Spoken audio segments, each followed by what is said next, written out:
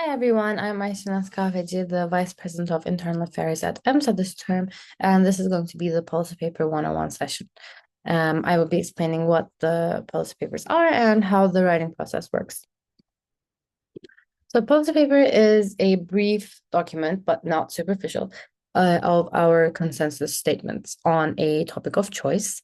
It expresses EMSA's view and belief on this specific issue, and also establishes a mandate and then acts as a tool for our advocacy work. So it kind of bridges our internal work to our external representation. We write the documents with EMSA members, which is our internal work. And then at the GA, we vote on the papers to be adopted.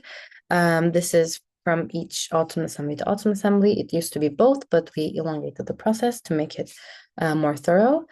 And then once these policy papers are adopted at GAs, then they become a tool of advocacy for our Department of External Affairs.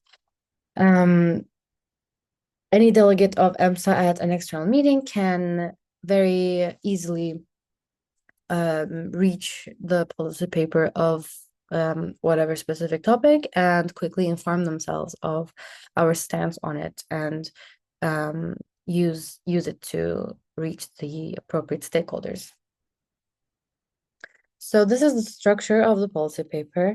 If anyone has ever written or read a policy paper by EMSA before 2025, December right now, it will look a little bit different than this because this is our new version, thanks to our health policy director from last term. So we added in an executive summary portion. The problem statement is the same. EMSA's view, aim, and objectives are now separate. They used to be together. We have the recommendations section and conclusion, which wasn't there before, definitions, disclosures, which also wasn't there before, and references.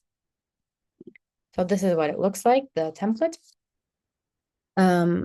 Here's the executive summary, like I said, which includes some portions from each part.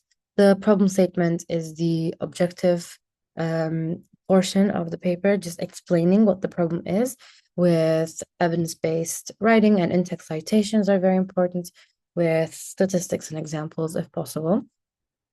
Then EMSA's view, which is our position on the issue, which should be written as like EMSA is of the opinion that, etc.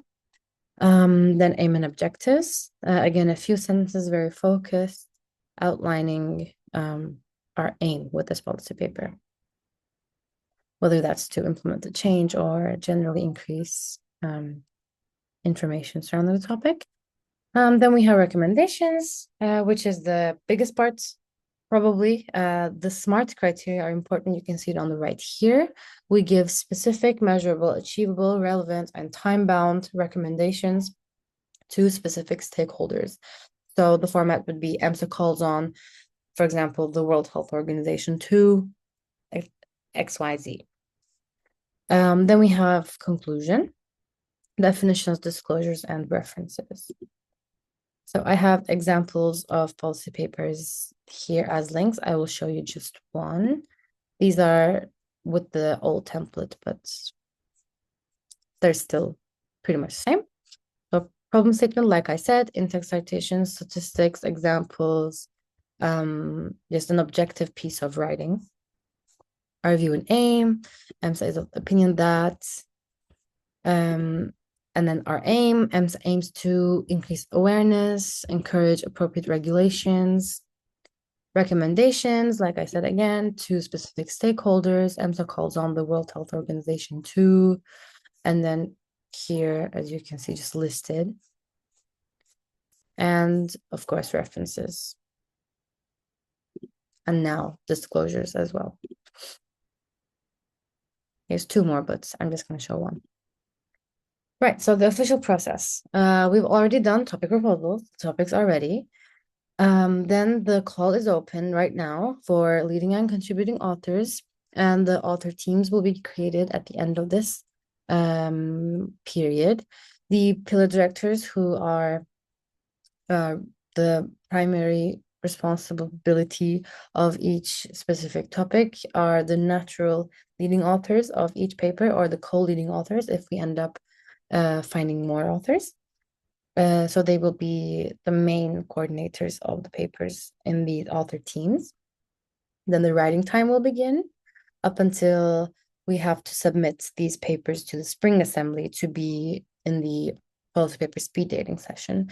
And with this, I will also open the period of input to all members, so anyone can go in the drafts and leave their comments. Then the spring assembly will happen. The year here is wrong. It's supposed to be 2026. So the policy paper speed dating session will happen there. But no voting, like I said, just from autumn assembly to autumn assembly.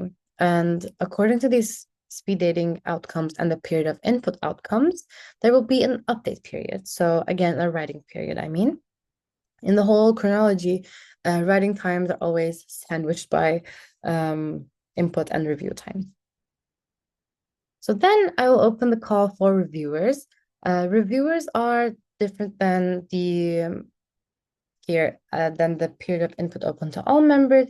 Reviewers have a checklist and they have the responsibility to make sure that the papers are of quality to be submitted to the General Assembly. And then once we have the reviewers, there will be the first review period. And with that, I will also open the input period again for a second time. It doesn't matter how much input we get from members. I will always open the papers to member inputs while they're also being reviewed by the reviewers. Then writing time, review and input time, writing time, review and input time, writing time, and then the reviewers will decide whether the papers will be submitted to the GAs or not. And then the autumn assembly will happen with another speed dating session like at the spring assembly. And if there will be amendments, and then the papers will be voted on in plenary. So this term, these are all the new papers that we are writing. As you can see, there's a bunch. And we also have some renewal papers. So some of these renewal papers are merged, old papers that will be renewed together. So you might not be able to find some of these with the exact name in our database.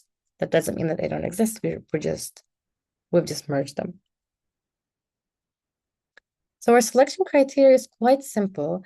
If you have experience in scientific writing or policy paper writing, or generally knowledge in scientific writing, if you know how to do literature review and cite things, and you are motivated and you are interested surrounding the topic you're applying for and have some general knowledge, you will probably be fit to be an author. Here's the application form for 2025-26, and we are excited to see all of your author applications. Thank you for being interested in our policy paper process, and hope to see all of your applications.